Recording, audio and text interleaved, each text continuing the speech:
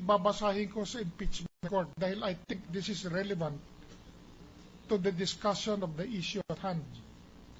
Kaya ito po, babasahin ko po yung sulat sa akin ng aking anak na dinidetalya kung anong nangyari doon sa auction of shares.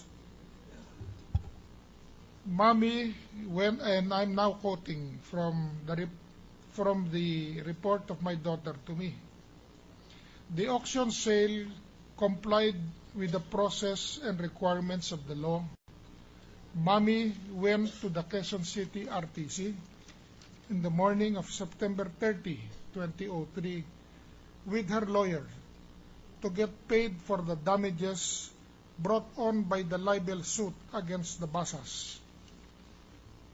Ano po ba itong libel suit na ito? Ito po yung nagpa-publish po sa dyaryo si Mr. Basa, almost one page yung advertisement on a Saturday and a Sunday of Philippine Star and Daily Inquirer, Philippine Daily Inquirer, obviously for maximum damage to the reputation of my wife. At linagay kung ano-anong masasama ang linagay doon. Siya ay dinimanda ng libel ng aking may bahay at nanalo naman sa lahat ng libel cases. So ipagpapatuloy ko po. To get paid for the damages brought on by the libel suit against the Basas. She mentioned, my wife mentioned, this auction to me, to my daughter, in passing a few days prior, and told me it had been published for several weeks. Yung notice po of auction, pinublish for several weeks. I had been looking for something to invest my savings in, so I entertained the possibility. I had serious reservations about it, though, because I didn't really want to get involved in that family squabble. The greed and cunning of those people were enough to make anyone sick.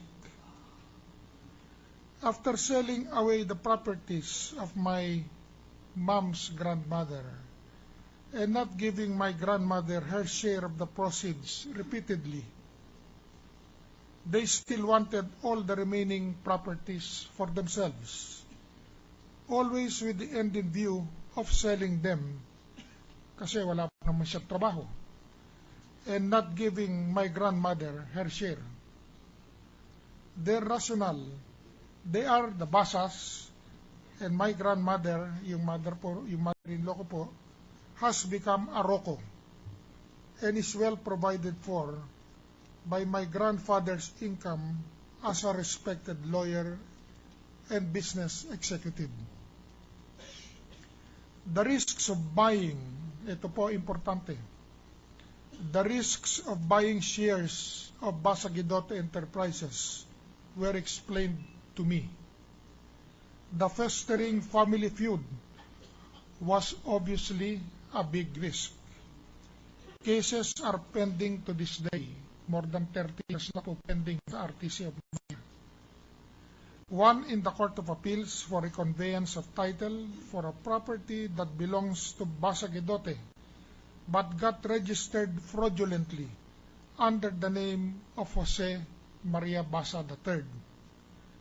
This case was resolved by the RTC of Manila in 2001 after a 16-year litigation period in favor of the corporation. Jose Maria Basa III appealed to the Court of Appeals. Another case is pending in the RTC of Manila for the probate of the will of Lola Charing, yung ina po ng aking mother-in-law. Two other cases are pending in the RTC of Manila for determination of ownership of shares. When these cases are decided with finality, only then can the corporation be liquidated and dissolved.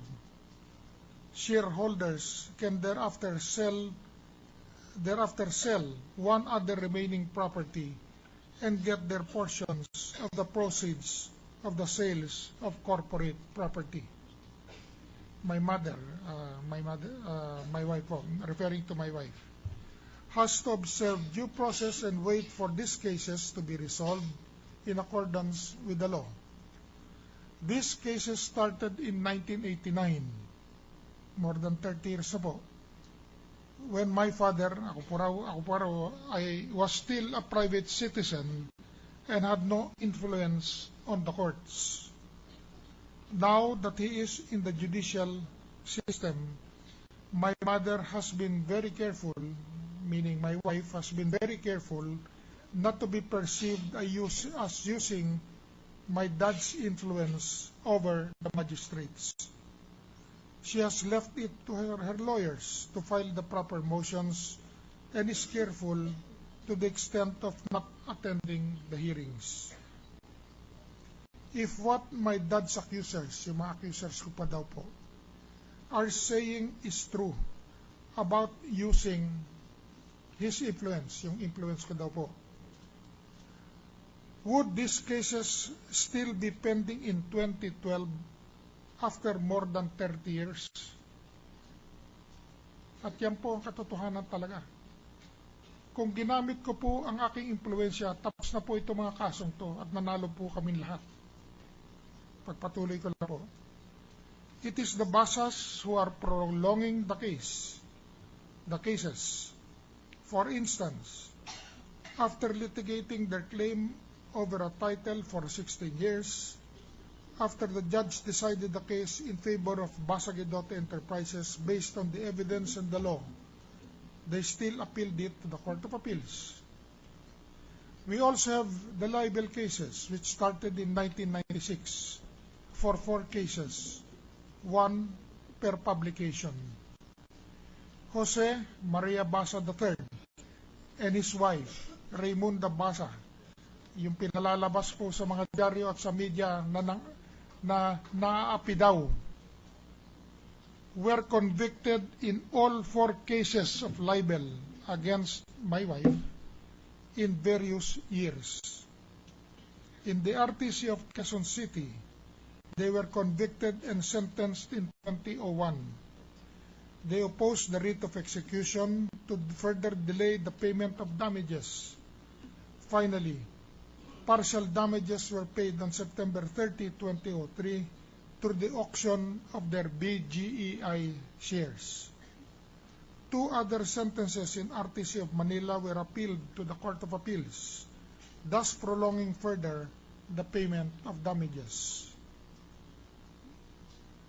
Now, who is oppressing whom? My mother, yung wife ko daw po, was the victim of a very grievous crime against her honor and reputation. Jose and Raymunda Basa fled the country. Tumakbo po sila eh. Nung sila'y nasentensyahan, tumakas po sila. They fled the country and refused to pay damages and served their prison term. Jose Maria Basa III and Raymunda had their day in court. They were arraigned. They were allowed by the court to defend themselves on the witness stand. They were convicted and sentenced in 2001. Jose Maria Basa III was very much alive when he committed the crime, when he was arraigned, and while the proceedings were going on. He was found guilty. He must pay the damages that he is being ordered to pay by the court. His death did not extinguish his debts. I know about these cases, meaning my daughter. I know about these cases involving the shares of stock, and they could go whichever way. Ito po importante. The risk of buying into a very messy corporation like this was so great that I was willing to bid only as high as 50,000 pesos. Yes, there were proceeds from the sale of corporate property, but the ownership of the shares is being disputed and is still under litigation. Per the BGEI